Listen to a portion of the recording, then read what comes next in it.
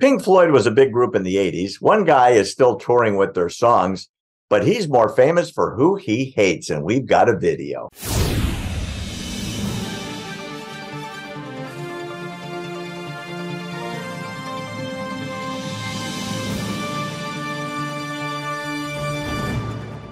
Speaking of stupid, maybe the most infamous rock star from the 70s and 80s, who is cruising along, literally, on the songs written by his countrymen.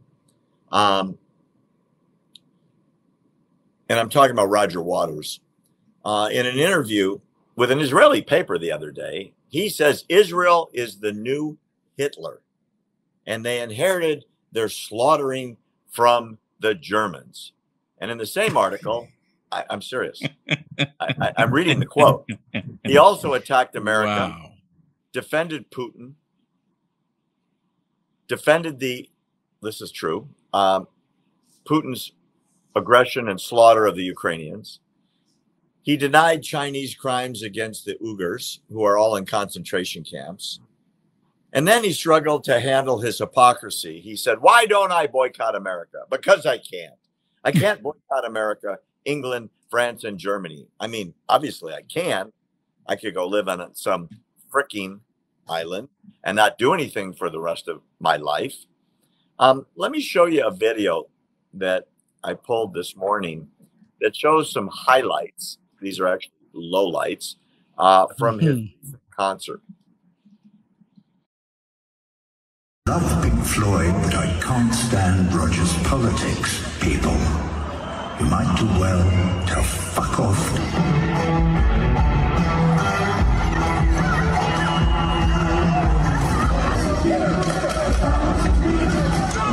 We changed the world. The God still sleeps in some order and he paranoids.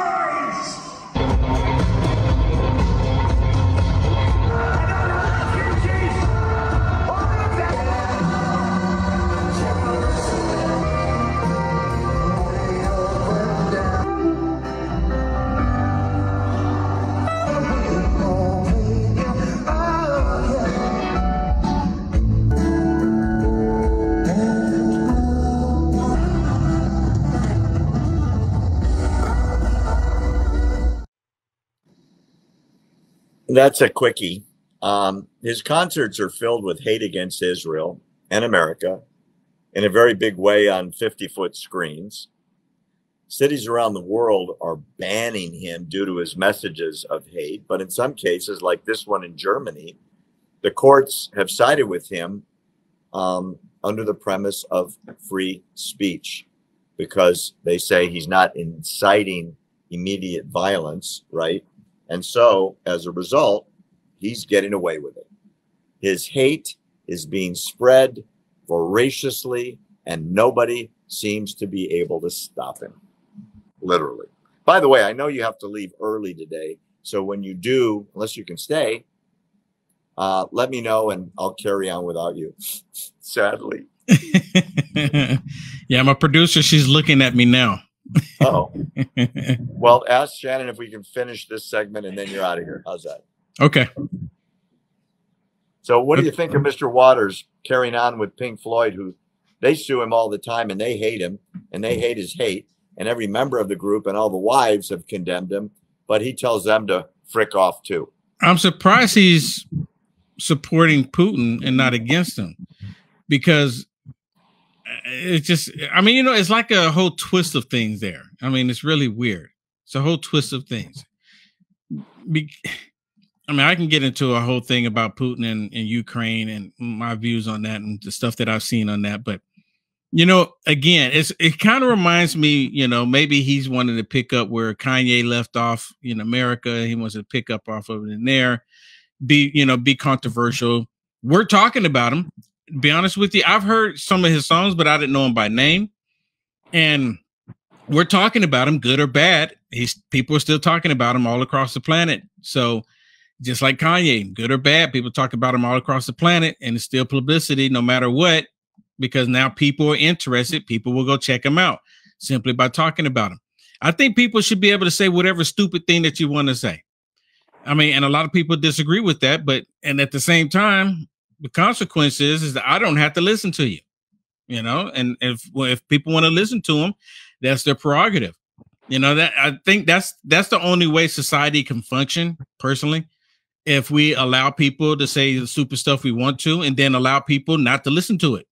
Well, in my case, he's saying stupid stuff, and I'm shining a flashlight on him. The same way you go in the garage and look for the rats. Yeah. And when the rats scatter and then they leave. Now, if they don't leave, then you have to deal with them. But if they leave and they go, you know, down the street to the gutter, most people are not going to follow them down into the gutter. They can go do the thing in the gutter.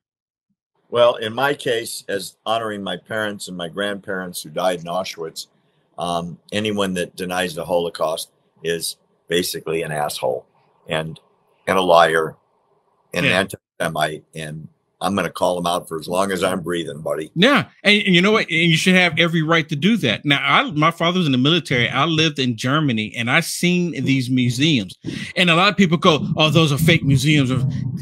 I'm like, okay, think about what you're saying. Why would they create a museum that has such a bad stain on the nation? Why would they do that? Why would they want anyone to believe if it's not true? Because a lot of people saying it's not true, it's not true. Why would they create these? That doesn't make any sense. And you know what it is? They've never seen them themselves, is what it is. When the concentration camps were liberated, the American generals went in and did two things. They brought in the photographers to video it and take pictures because they said the world must never forget. Yeah. And they said in a generation, this will be denied. And that's exactly what's happened. And they took millions of feet of film and millions, I mean this literally, millions of pictures. In addition, they preserved the Nazi records. The Nazis were meticulous documentarians of everything they did, good and evil.